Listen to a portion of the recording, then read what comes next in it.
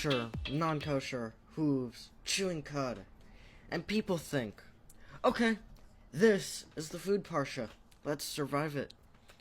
But the truth is, Parsha Shemini is not about food. It's about what enters you, what it does to you, and why sometimes the lions know who you are before people do. The Torah tells us a story. Daniel is thrown into a lion's den.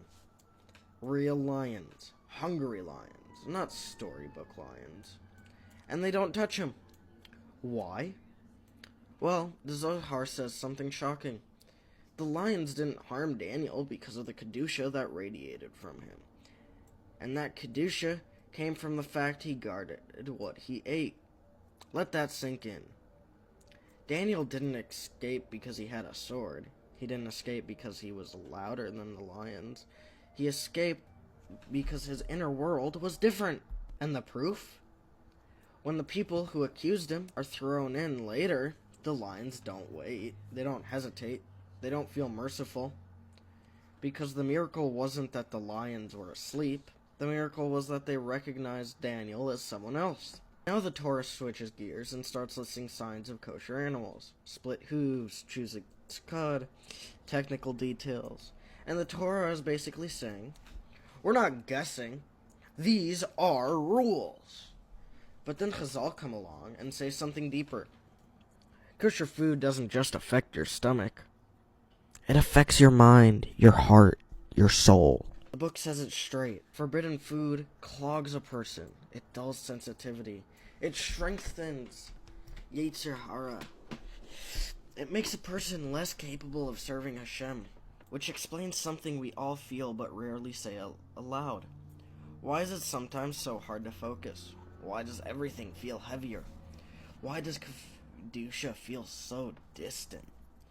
And no, this isn't about blaming food for everything, but the Torah is saying, what you allow inside you doesn't stay neutral. There's no such thing as, it's just food. You have a cow, kosher. A donkey, not kosher. They're both animals. They both eat. They both walk around looking normal. But one has split hooves and chews its cud. The other doesn't. And the Torah says it plainly. The donkey is not kosher because its hooves are not split. Which basically is saying two people can look the same on the outside. Same clothes, same slang, same apps, same schedule. But what's different is what they let in and what they process. Chewing cud doesn't mean you just swallow everything. It means you revisit, you process, you think again. Split hooves means you don't blur every boundary. That's not an animal lesson, that's a life lesson. And the Torah says, earlier generations had more clarity of mind. Why? Because they were careful about what they ate. And then it says something very modern.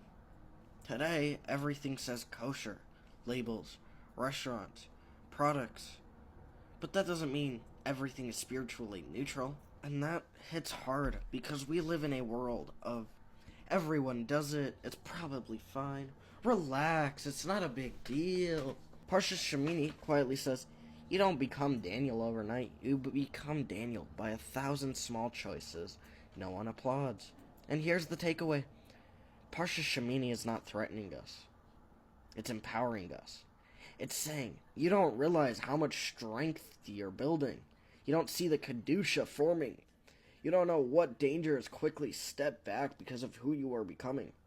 One day you may not face literal lions, but you will face pressure, temptation, moments where everything should collapse and somehow it doesn't.